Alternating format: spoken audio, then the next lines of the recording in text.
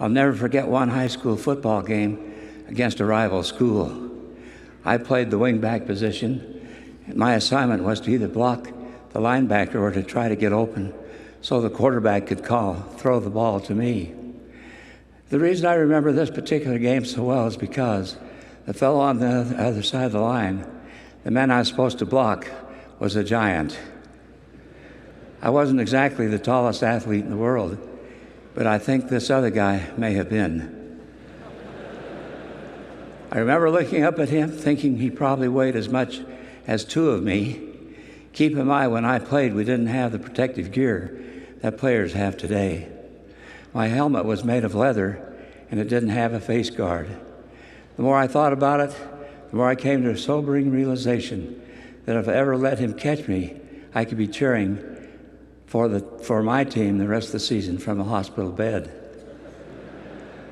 Lucky for me, I was fast, and for the better part of the first half, I managed to avoid him, except for one play. Our quarterback dropped back to pass. I was open. He threw the ball and sailed towards me. The only problem was that I could hear a lumbering gallop behind me. In a moment of clarity, I thought that if I caught the ball, there was a distinct possibility I could be eating meals through a tube. But the ball was heading for me, and my team was depending on me. So I reached out, and at the last instant I looked up, and there he was. I remember the ball hitting my hand. I remember struggling to hang on to it. I remember the sound of the ball falling to the turf. After that, I'm not exactly sure what happened, because the giant hit me so hard, I wasn't sure what planet I was on. One thing I did remember was a deep voice coming from behind a dark haze. Serves you right for being on the wrong team. McKinley Oswald was my high school coach, football coach.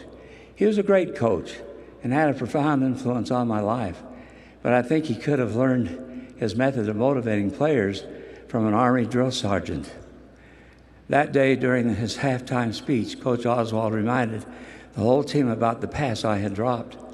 Then he pointed right at me and said, "How could you do that?" He wasn't speaking with an inside voice. I want to know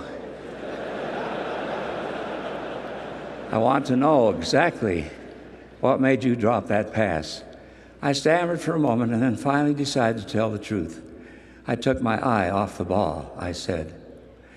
The coach looked at me and said, "That's right, you took your eye off the ball. Don't ever do that again." That kind of mistake loses ball games. I respected Coach Oswald. In spite of how terrible I felt, I made up my mind to do what the coach had said.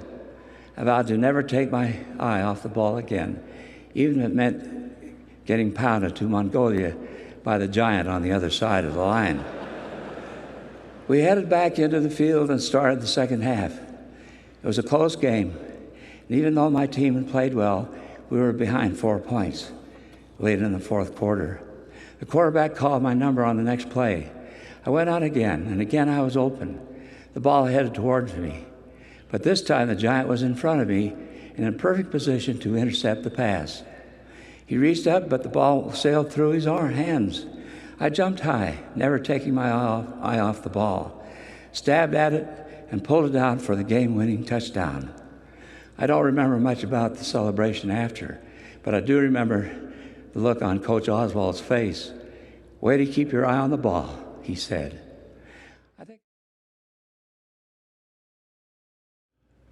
Now is the time to obey. In the premortal existence, ours was not a selective obedience. We did not pick and choose which part of the eternal plan we were going to follow. I learned that lesson on our first night flying solo in pilot training, when all of us were given the instruction, "Don't fly acrobatic patterns at night. You are beginning pilots without instrument flight training." Sometime later, an otherwise good pilot and a great friend chose to disobey that commandment. As he flew loops and barrel rolls through the night sky over Texas, He looked through the cockpit canopy and thought he saw the stars above him, but he was really seeing the lights of the oil rigs below. He was experiencing vertigo. The G-forces on his plane made it seem like he was right side up, yet he was upside down. As he pulled on the stick to climb higher into the night sky, he dove towards the earth and crashed into the twinkling lights of the oil field below. When flying an airplane, if you change your position by just 1 degree at a time, your inner ear cannot detect the change. Brethren, young and old, when we practice selective obedience, we change our position relative to the Lord, and usually by only 1 degree at a time. As the deceptive forces of the adversary work on us, we cannot detect them, and we experience spiritual vertigo. While it may seem like we are going in a safe direction, we're in fact headed for disaster. In the pre-existence, our decision to follow the Lord was all or nothing. Following that pattern in life, through our mortal probation, will get each of us back to our Heavenly Father. Now is the time to use our time properly.